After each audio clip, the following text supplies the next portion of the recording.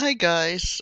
Today is January 12th, 2013, and I got my 14th shot on Wednesday and did all the pre-op stuff for the surgery, the EKG, a full workup, blood work, urine test, and the doctor and I also went through all my records to update everything, surgeries, illnesses, diagnosis, and he is going to drop the bipolar and the petit mal epilepsy off of my diagnosis now. So that means I won't have any red flags on that from that stuff anymore. So that's really cool. Uh, I now have hair growing on my chest.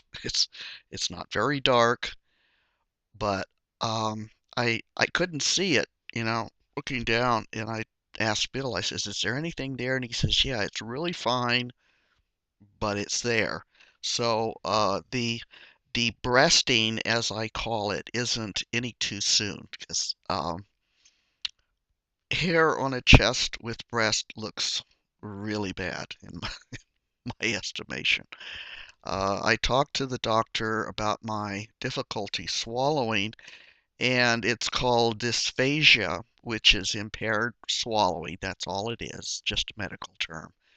In my case, it's my larynx and the voice box and all of that is growing so rapidly that it's having to adjust to it, and the fact that mine went deep so fast, the body's just trying to accommodate it, change, work with it.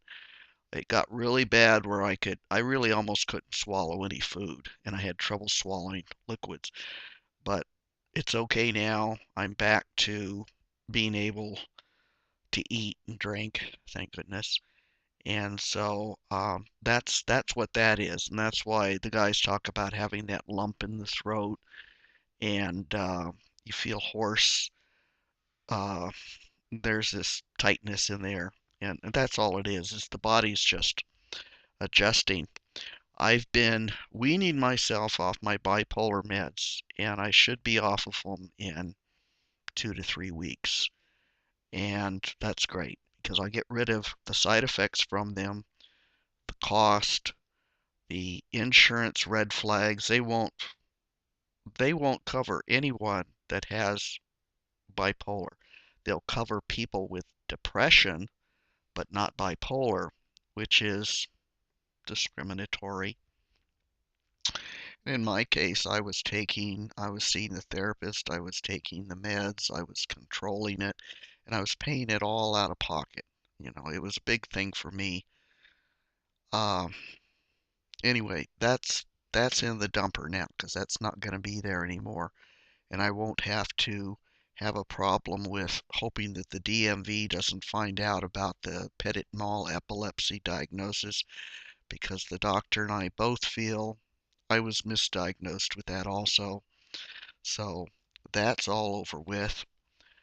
I ordered a bottle of a product called Scarprin, which is a silicone-based gel that is used on the incision to keep it from it's so it'll heal better.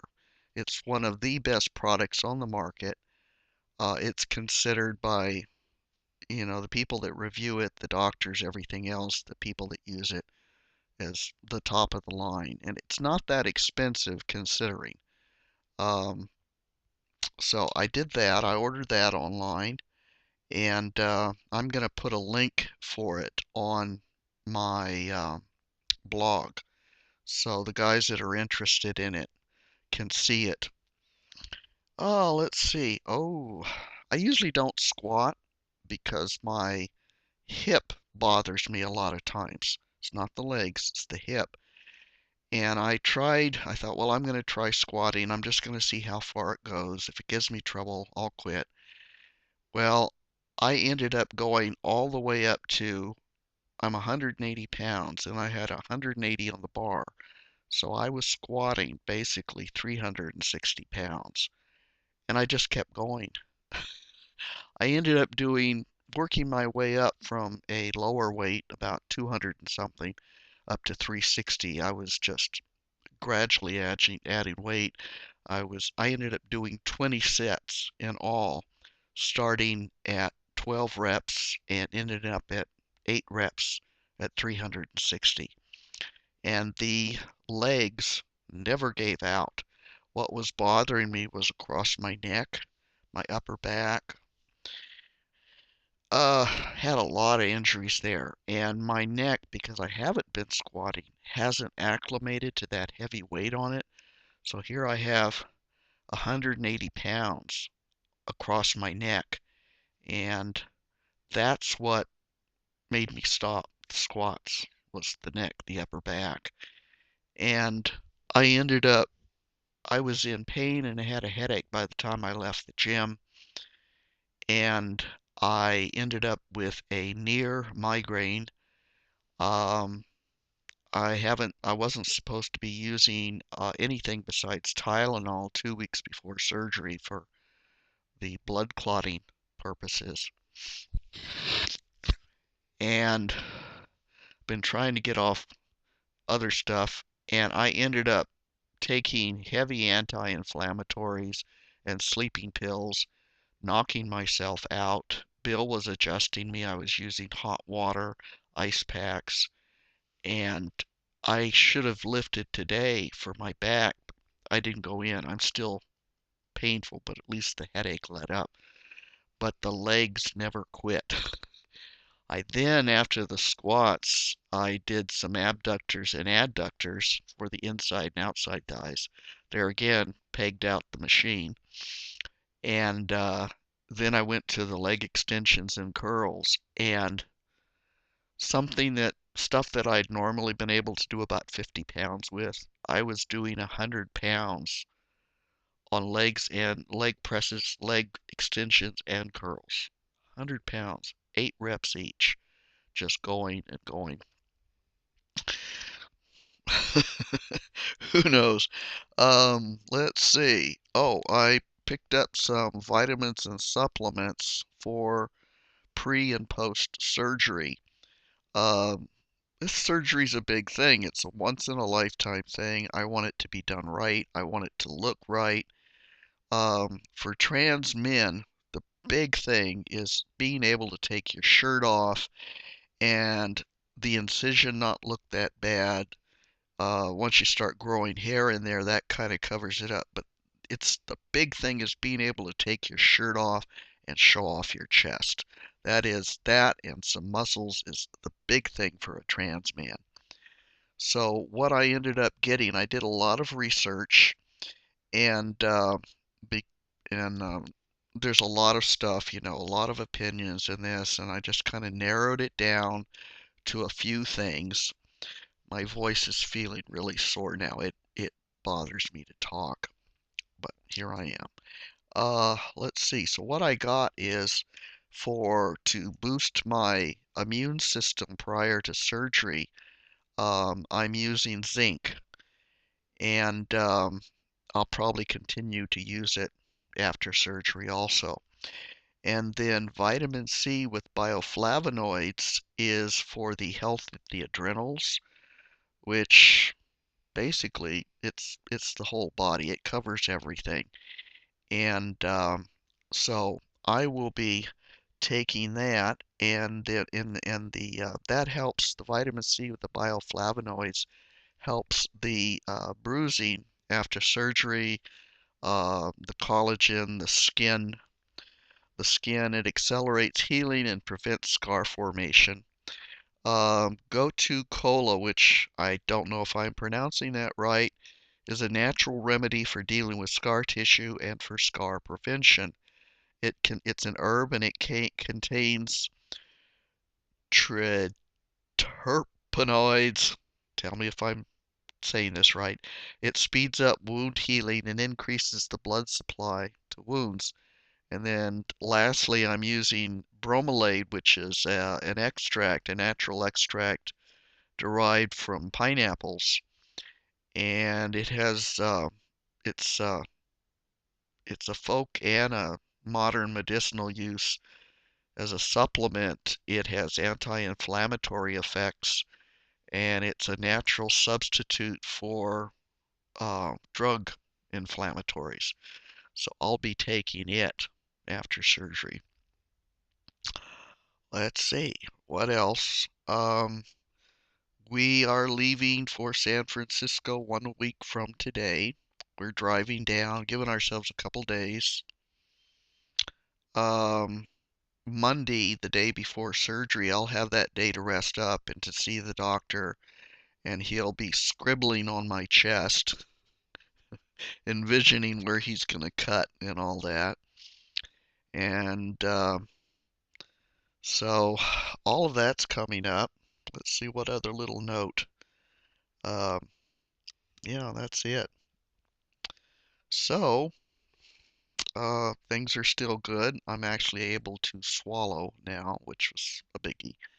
That kind of bothered us. We worried about that. And other than that, I'm really healthy, feeling really good. Um, really looking forward to this. And part of me saying, wow, 6 months ago, I made this appointment and it seemed so far away, but I knew it would happen. And now it is. And things are falling into place really nicely. I'm continuing to pass easily, um, which always makes me feel good. Bill teases me. He says when people call me sir or gentleman, dude, whatever, he says I get this. I just kind of radiate happiness. I just get this glow. Yeah, yeah, that's a biggie. So he and I we have to really start working on the pronouns now, the he, his, him, because both of us in our minds, he's known me as female and I've known myself as female, and I have to start thinking in terms of calling myself he or his or him. Um, they're just certain phrases I use that people would look at me and go, what? I'll say like, I'm a strong lady. And they'll go, what? Oh yeah. So we gotta work on that because by the time I have surgery, I want us to kind of be able to do that. Um, by then I'll be passing really good, so it won't be as noticeable, but still, we have to get into that